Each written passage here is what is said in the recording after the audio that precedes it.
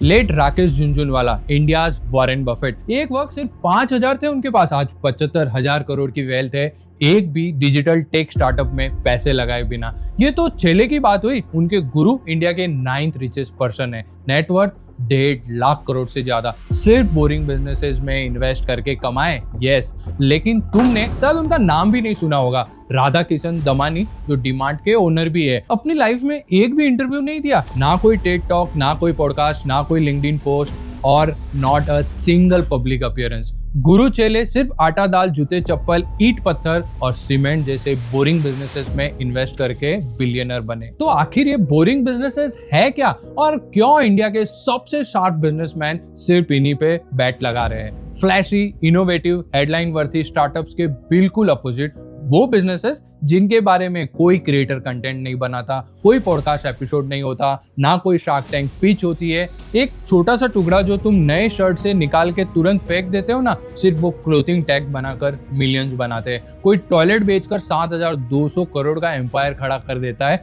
तो कोई नल बेचकर बिलियनर बने। वो बिजनेसेस जो पॉपुलर नहीं होते बट प्रॉफिटेबल होते हैं। One such business is on demand warehousing. देखो, लास्ट वीडियो में कंटेनर लीजिंग की बात हुई थी। लोग शिपिंग के लिए तुम्हारा कंटेनर लीज पे ले गए और शिपिंग से पहले और शिपिंग के बाद माल रखने के लिए वेयर हाउस लीज पे ले गए। हर शहर के बाहर हाईवे के दोनों तरफ बड़े बड़े गोडाउन्स दिखते हैं, उनके अंदर तुम्हारा अमेजोन का ऑर्डर पड़ा है, जेप्टो का ग्रोसरी स्टॉक पड़ा है, D2C ब्रांड का स्टॉक पड़ा है। इंडिया का वेयर हाउसिंग डिमांड पिछले साल 22% की रॉकेट स्पीड से बढ़ा, क्योंकि जितना इंडिया मैन्युफैक्चरिंग करेगा उतना स्टोर करना पड़ेगा।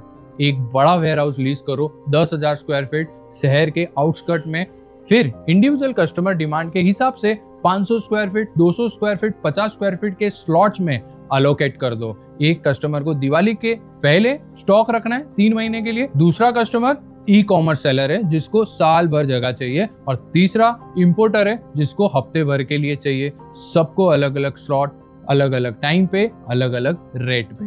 मतलब तुम पूरा वेयर हाउस 20 रुपए स्क्वायर फीट पे लेते हो, छोटे छोटे स्लॉट्स में तोड़ के 50 से 60 पर स्क्वायर फीट में बेच रहे हो। सेम जगह, सेम छत, 3x मार्जिन। ऐसे बोरिंग बिजनेसेस में तुम कस्टमर नहीं ढूंढते, वो तुम्हें ढूंढते हैं। अब सवाल ये है, ये सब बोरिंग बिजनेसेस को तुम पहचानोगे कैसे? देखो, 2 कॉन्सेप्ट क्लियर कर लो, इजीली आइडेंटिफाई कर लोगे। पहला, प्रेस्टीज टैक्स, वो एक्स्ट्रा पैसा जो सिर्फ तुम अपने बिजनेस को कूल दिखाने के लिए खर्च करते हो। पैसा जो कोर प्रोडक्ट या सर्विसेज में नहीं जाता, वो दिखावे में जाता है।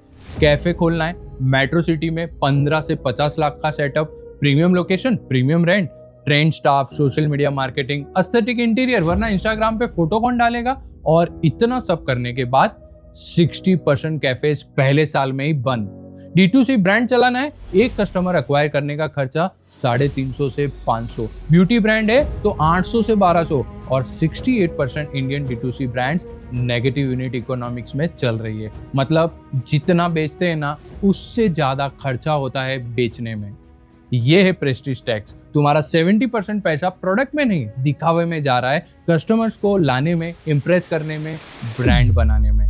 अब बोरिंग साइड देखो, पैकेजिंग मटेरियल का बिजनेस, उन्हीं कैफेज को डिस्पोजेबल चाहिए, पिज्जा बॉक्सेस चाहिए, D2C ब्रांड को शिपिंग बॉक्सेस चाहिए, बबल रैप चाहिए, टेप चाहिए, कॉस्मेटिक को फैंसी और हेल्थी ब्रांड्स को अट्रैक्टिव पैकेजिंग चाहिए। मतलब जितना फैंसी ब्रांड उतना पैकेजिंग पे खर्चा, उतनी तुम्हारी कमाई। वो सक्सेस हो या फेल, तुम्हारा माल बिकेगा। यूफ्लेक्स, एसएल और TCPL लाइव एग्जांपल है इसकी सक्सेस के। और इन्हीं पैकेजिंग की वजह से इंडिया में हर साल 62 मिलियन टन्स वेस्ट प्रोड्यूस होता है। तो उसे कलेक्ट, शॉर्ट और रिसाइकल करने वाले बिजनेस भी बोरिंग बट हाईली प्रॉफिटेबल होते हैं। सेक्सी बिजनेसेस में प्रेस्टीज टैक्स लगता है, बोरिंग बिजनेसेस में सिर्फ इनकम टैक्स लगता है। और कोई इन लोगों को स्टार्टअप फाउंडर नहीं बोलेगा, लिंक्डइन पे इनकी कोई स्टोरी वायरल नहीं होती, पर यही सब रोज पैसा बना रहे हैं बिना किसी फंडिंग, बिना किसी इन्वेस्टर पिच के। दूसरा, कंपाउंडिंग इफेक्ट। बोरिंग बिजनेसेस सिर्फ प्रॉफिटेबल नहीं होते, टाइम के साथ कंपाउंड होते हैं। वो चीज जो इन्हें सीक्रेटली पावरफुल बनाती है। लाइव एग्जांपल देखो, टीवी सुंदरम अयंगर एक सेकंड हैंड बस खरीद कर चलाने लगते हैं, फिर बड़ी फ्लीट बनी, उसके बाद ट्रक सर्विस भी स्टार्ट की, जो देश की सबसे बड़ी प्राइवेट ट्रांसपोर्ट कंपनी बनी। प्रॉफिट से और ट्रक्स ली, उनसे और प्रॉफिट बढ़ा, फिर उससे ऑटो पार्ट्स बनाने लगे। कॉन्टैक्ट्स और नेटवर्क इतना बड़ा हो गया कि मोपेड लॉन्च किया TVS 50 और आज TVS motor India's third largest two wheeler brand है with 47,000 crore revenue and 1.6 lakh crore market cap. और तीन भाई एक छोटे से सिनेमा की कैंटीन में चिप्स बनाकर बेचते थे, फिर दुकान दुकान जाकर नॉर्मल पैकेट्स में बेचने लगे। डिमांड बढ़ी तो एक छोटा कारखाने में मैन्युअली बनाने लगे। कुछ सालों बाद फैक्ट्री ओपन की, प्रॉफिट बढ़ा तो फुल्ली ऑटोमेटेड प्लांट ओपन किया, सेल्स बढ़ाया और उस प्रॉफिट से आज देश में 4 लार्ज स्केल प्लांट है। कंपनी का नाम बालाजी वेपर्स, देश की one of the top snacks company. ये कंपाउंडिंग है, जब बोरिंग बिजनेसेस का आउटपुट खुद में री इन्वेस्ट होके मल्टीप्लाई होता है ना, और तुम्हारी एक्सपर्टाइज और नेटवर्क भी जैसे स्नोबॉल धीरे धीरे बहुत बड़ा हो जाता है। इन दो कॉन्सेप्ट्स को समझने के बाद एक मिसकंसेप्शन भी खत्म हो जाएगा कि बोरिंग बिजनेसेस मतलब ऑलवेज पुराना ट्रेडिशनल बिजनेस ही नहीं होता। ये एवरी इंडस्ट्री के अंदर छुपा होता है। अब AI एरा चल रही है, एकदम latest next generation tech savvy industry है, राइट? बट AI में भी बहुत तगड़े बोरिंग बिजनेसेस छुपे हुए हैं। देखो, गोल्ड रश में सबसे अमीर कौन बना? सोना खोदने वाला नहीं, फावड़ा और गैती बेचने वाला। सब लोग AI मॉडल्स ट्रेन कर रहे हैं, एजेंटिक फ्लो बिल्ड कर रहे हैं, लेकिन कोई ये नहीं सोच रहा कि इसके लिए बैकग्राउंड में बहुत सारा कंप्यूटिंग पावर लगता है, जिसके लिए लगते हैं powerful GPUs like NVIDIA H100 और Blackwell। इनकी मार्केट में इतनी डिमांड है ना कि शॉर्ट सप्लाई चल रही है। बुक करने के 1 साल बाद का वेटिंग टाइम चल रहा है। शॉर्टेज इतनी है कि इंटरनेशनली इनका ग्रे मार्केट चल रहा है। तुम्हें वो खरीदने और रेंट पे डाल देने, यस रेंट पे, वो भी GPU को घर रखे इंटरनेशनली रेंट पे दे सकते हो। ऐसी वेबसाइट है जहां 250 पर आवर और 1.5 लाख महीने का ऑफर चल रहा है। यहाँ लिस्ट कर दो, सामने से ऑफर आएंगे। एक H100 चिप का प्राइस 36 लाख, साल में एक चिप से 15 से 18 लाख की अर्निंग, और इसके रेंट बढ़ते जा रहे हैं। और रेंट कौन देगा? यही so called startup.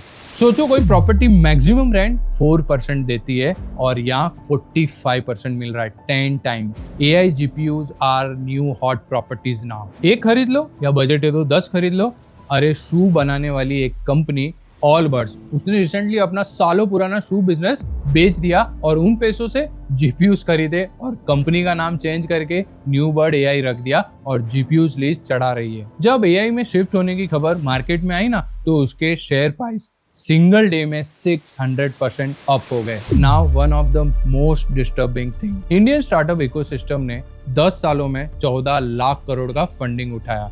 But the sad thing is, इतने पैसों के बावजूद 90% स्टार्टअप्स बंद हो गए।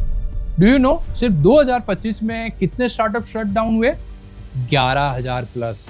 और दूसरी तरफ इंडिया के MSME, वो छोटी बोरिंग अनग्लैमरस बिजनेसेस जिनके बारे में कोई बात नहीं करता, ये देश की 30% GDP जनरेट करती है, 28 करोड़ से ज्यादा लोगों को रोजगार देते हैं और एग्रीकल्चर के बाद सबसे बड़ा एम्प्लॉयर ये है। और देश का लगभग 46% एक्सपोर्ट, ऑलमोस्ट आधा इन्हीं बोरिंग बिजनेसेस से होता है। देख रहा है विनोद, जिसको हमने बोरिंग समझा वो देश चला रहा है, और एक्साइटिंग लगता था ना वो 90% केसेस में पैसा जला रहा है। But that's not all.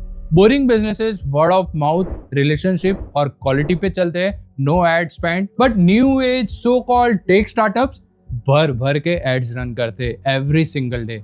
Revenue का 40 से 50% नए कस्टमर्स अक्वायर करने में लगा देते हैं, इंस्टाग्राम, फेसबुक, यूट्यूब पे। और ये कंपनीज किसकी है?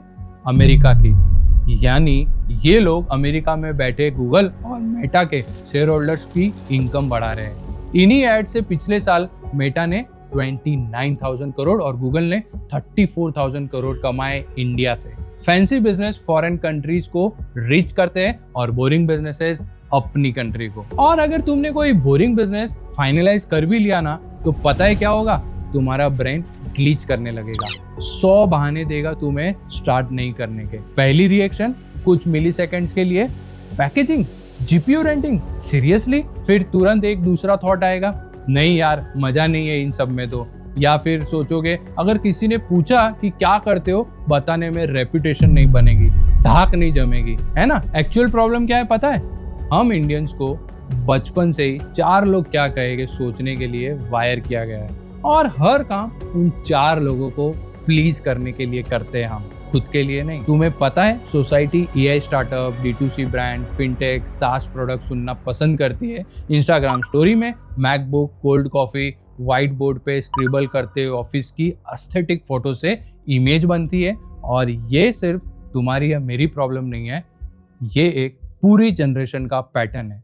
लेकिन इस वजह से तुम्हारे लिए ये अपॉर्चुनिटी और बड़ी होते जा रही है। देखो HSBC की रिपोर्ट, इंडिया में सिर्फ 7% हेयर्स को लगता है उन्हें फैमिली बिजनेस संभालना चाहिए। एक तरफ इंडिया की 79% GDP फैमिली ओन बिजनेस से आती है जो देश का बैकबोन है, और दूसरी तरफ उनके 93% उत्तराधिकारी को स्टैब्लिश बिजनेसेस में कोई दिलचस्पी नहीं है। दूसरों को देख के भेड़ चाल में चलना है, स्टार्टअप्स करना है, विदेश जाना है, कॉर्पोरेट में जॉब करनी है, बस पापा की फैक्ट्री नहीं जाना।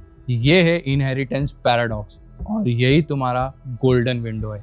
इंडिया में 80% बोरिंग बिजनेस ओनर्स 50 साल से ऊपर के हैं। या तो ये बिजनेसेस बंद हो गए या कोई स्मार्ट इंसान आएगा और टेक ओवर करेगा। ये ऑलरेडी हो रहा है। इंडिया में 8 से 12 सर्च फंड एक्टिव हो गए हैं। यंग MBA लोग इन्वेस्टर्स का पैसा लेकर अंकल्स की प्रॉफिटेबल फैक्ट्री खरीद रहे हैं, डिजिटलाइज कर रहे हैं, स्केल कर रहे हैं। 50 साल से चल रही बिजनेस, कस्टमर्स है, सप्लायर्स है, रेपुटेशन है। तुम बस बेसिक डिजिटल स्किल्स लेके आओ और तुम ऑलरेडी 10 साल आगे हो किसी नए स्टार्टअप से। रियल वेल्थ फ्लैशी नहीं होती, रियल वेल्थ बोरिंग होती है। दोस्तों, ये बोरिंग बिजनेसेस सीरीज का सेकंड वीडियो है। अगर आपने पहले नहीं देखा तो डिस्क्रिप्शन में लिंक है, और लिंक के साथ एज अ बोनस 5 और बोरिंग बिजनेस आइडियाज डिस्कस किए हैं डिस्क्रिप्शन में। Do check it out. मेरा नाम है प्रकाश और मैं थिंक्स विंग्स पर ऐसे ही बिजनेस और इंडस्ट्री एनालिसिस करते रहता हूँ। अगर आप इंटरेस्टेड हो तो जरूर सब्सक्राइब करना, और ये वीडियो अच्छी लगी हो तो लाइक करके हाइप जरूर कर देना।